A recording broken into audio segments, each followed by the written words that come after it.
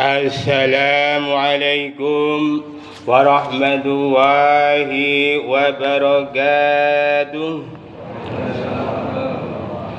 Allahu Akbar, Allahu Akbar, Allahu Akbar, Allahu Akbar, Allahu Akbar. Alhamdulillahirabbil alamin. Nahmadu wa nastaghfiruhu wa nasta'inu wa nastaghfiruhu wa na'udzu billahi min anfusina wa min sayyiati a'malina. May yahdihillahu fala mudilla lahu wa la hadiya lahu. Asyhadu an la ilaha illallah wahdahu la syarika lahu wa asyhadu anna Muhammadan abduhu wa rasuluh. Allahumma sholli ala Muhammad wa ala ali Muhammad. Faqala Allah ta'ala fil Qur'anil azim. A'udzu billahi rajim. Ya ayyuhalladzina amanu taqullaha haqqa tuqatih wa la tamutunna illa wa antum muslimun. Wa'lamu ayyuhal mu'minun innallaha wa malaikatahu yusholluna 'alan nabi. Ya ayyuhalladzina amanu shallu 'alaihi wa sallimu taslima. Fa ya ibadallah usikum wa nafsi bil taqwa faqad fayal muttaqun. Allahu Akbar, Allahu Akbar, Allahu Akbar walillahil hamd. Kaum muslimin yang berbahagia, kehadiran kita pagi ini merupakan satu cara bersyukur kepada Allah Subhanahu wa taala atas kenikmatan yang banyak darinya. Hari ini sekitar 60.000 kaum muslimin dari seluruh dunia yang berada di Saudi Arabia sedang menyelesaikan ibadah haji. Masa pandemi menyebabkan kaum muslimin dari negara lain termasuk dari negara kita tidak bisa menunaikan ibadah haji dalam 2 tahun terakhir. Kita berdoa semoga wabah COVID-19 dengan segala varian baruannya dihilangkan oleh Allah Subhanahu wa taala sehingga bisa hidup secara normal. Amin ya rabbal alamin. Hari Raya Idul Adha dan rangkaian ibadah haji memberikan pelajaran sangat berharga dari sosok Nabi Ibrahim alaihissalam dan keluarganya. Kita bahkan Nabi Muhammad SAW harus mengambil keteladanan dari Nabi Ibrahim, Ismail dan Siti Hajar. Salah satunya adalah semua kita harus menjadi pribadi yang tangguh karena hidup ini baik dalam kondisi enak maupun menderita, dalam kondisi senang maupun susah, yang jadi pejabat maupun yang orang biasa, yang sehat maupun sakit dan seterusnya. Semua ini membutuhkan ketangguhan pribadi. Inilah yang membuat seseorang menjadi pribadi yang mengagumkan. Dalam hadis Rasul bersabda, "Ngajaban li amril mu'minin inna amrahu kulluhu khair wa laysa dzalika li ahadin illa lil mu'minin in asabathu syarrahu sakana fagana khairal lahu wa in asabathu dararun sabara fagana khairal lahu." Yang artinya menakjubkan urusan orang beriman. Sungguhnya semua urusannya baik baginya dan tidak ada yang demikian itu bagi seorang selain bagi seorang mukmin. Kalau ia meroleh kesenangan, ia bersyukur dan itu baik baginya. Kalau tertimpa kesusahan, ia sabar dan itu baik baginya. Hadis riwayat Ahmad. Allahu Akbar, Allahu Akbar, Allahu Akbar walillahil hamd. Kaum muslimin yang berbahagia, setidaknya ada 3 bentuk ketangguhan pribadi pada keluarga Nabi Ibrahim atas yang harus kita miliki. Pertama, dalam memegang prinsip kebenaran. Meskipun risikonya sangat besar, Ibrahim harus menghancurkan berhala. Cara itu yang ampuh untuk membuka dialog dan cara berpikir para pembesar.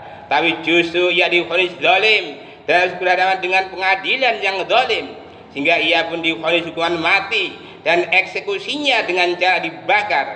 Beliau begitu tangguh mempegang prinsip kebenaran dan ini yang hilang dari banyak orang, tidak hanya rakyat biasa tapi juga para pemimpin. Allah berfirman di surat Al-Anbiya ayat 8 sampai 60, "Faj'alahum judadan illa kabiran lahum la'allahum ilaihi yarji'un. Qalu man fa'ala hadza bi alihatina innahu laminaz zalimin. Qalu sami'na fadayatuhum yuqalu lahu Ibrahim." Maka Ibrahim membuat berhala-berhala itu hancur berpotong-potong kecuali yang terbesar dari patung-patung yang lain, agar mereka kembali untuk bertanya kepadanya. Mereka berkata, siapakah yang melakukan perbuatan ini terhadap Tuhan kami? Sesungguhnya dia termasuk orang-orang yang zalim.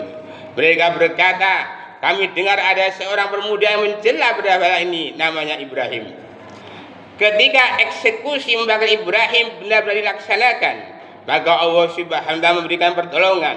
Bukan prinsip kebenaran memang harus memiliki keyakinan yang kuat akan adanya pertolongan Allah Subhanahu wa taala, meskipun dia tidak tahu kapan pertolongan diturunkan.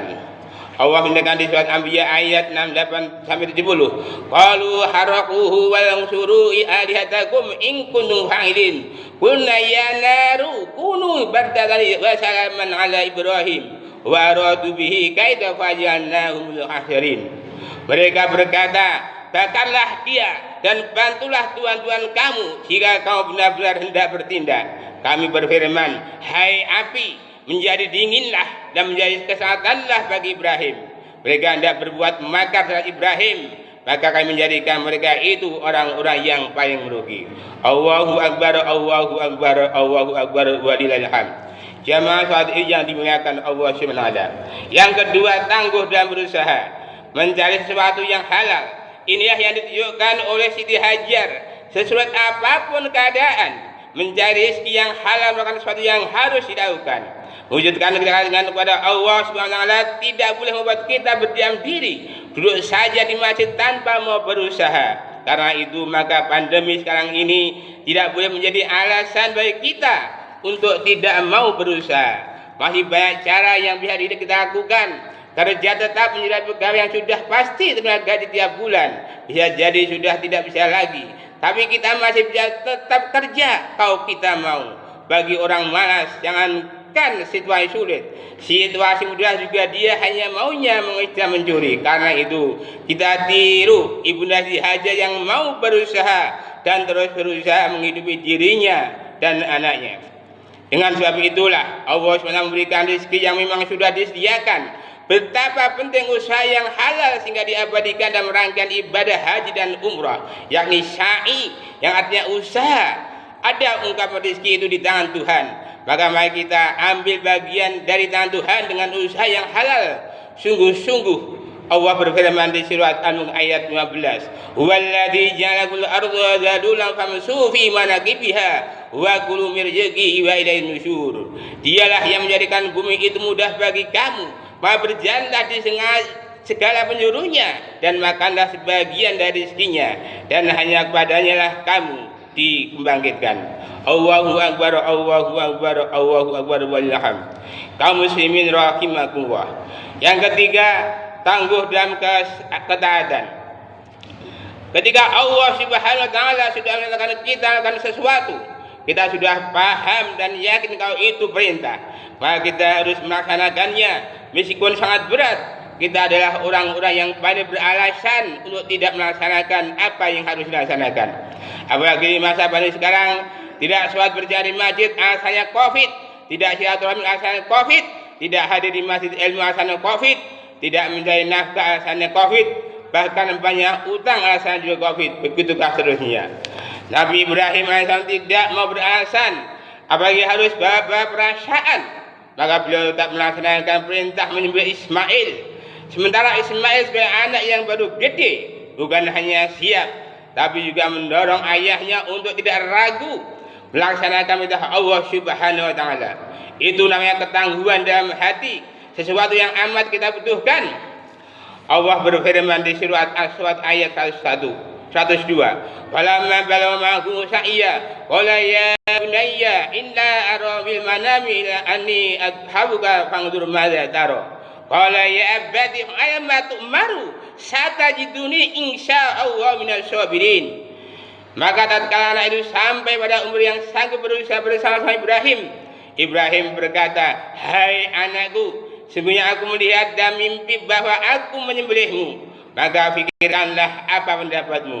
Ia menjawab, "Hai bapakku, kerjakanlah apa yang diperintahkan kepadamu. Insya Allah kamu akan mendapatmu termasuk orang-orang yang sabar." Pribadi yang tangguh akan menumbuhkan generasi yang tumbuh. Pada itu di masyarakat ini, pribadi yang tangguh adalah pribadi yang tidak pernah mengeluh. Pribadi yang tangguh adalah pribadi yang selalu tumbuh. Pribadi yang tangguh adalah pribadi yang tidak pernah meninggalkan suatu tubuh. Pribadi yang tangguh adalah pribadi yang senantiasa menghadiri yaitu jamaah sholat subuh. Pribadi yang tangguh adalah iman selalu tumbuh di hati. Dan pribadi yang tumbuh adalah hatinya tidak akan rapuh. Dan pribadi yang tangguh adalah otaknya tidak akan lumpuh. Pribadi yang tangguh adalah ketika berusaha untuk mendatangi panggilan Allah Subhanahu wa taala, dia jauh-jauh walaupun mengayuh. Dan pribadi yang tangguh adalah dia tidak takut ke masjid walaupun jauh. Untuk itu, marilah kita jadikan diri kita Ibrahim masa depan, Siti Hajar masa depan, dan Ismail masa depan. Dengan bagaimana kita memiliki pribadi yang tangguh, maka iman akan tumbuh subur di dalam hati dan kita akan dijauhkan oleh Allah Subhanahu dari berbagai macam penyakit. Untuk itu, marilah kita berdoa mudah-mudahan Allah memberikan kepada kita untuk mengusir berbagai macam penyakit yang namanya COVID-19 yang menyebabkan kita takut ke masjid. Untuk itu mari kita benar-benar mohon ampun kepada Allah Subhanahu wa taala. Kita mohon doa agar kita dikabulkan oleh Allah Subhanahu wa taala, dan kita mohon agar segala penyakit yang menimpa warga Klegan dijauhkan dari bumi ini. A'udzu billahi minasyaitonir rajim. Bismillahirrahmanirrahim. Allahumma shalli ala sayyidina Muhammad wa ala alihi wasallam warhamhu birahmatika ya arhamar rahimin. Allahumma ighfir lil muslimina wal muslimat wal mu'minina wal mu'minat al ahya'i wal amwat innaka ala kulli syai'in qadir. Allahumma arinal haqqa haqqan warzuqna ittiba'ah wal batila batila warzuqna ijtinabah. Rabbana la tuzigh qulubana ba'da idh hadaytana wa hab lana min ladunka rahmah innaka antal wahhab.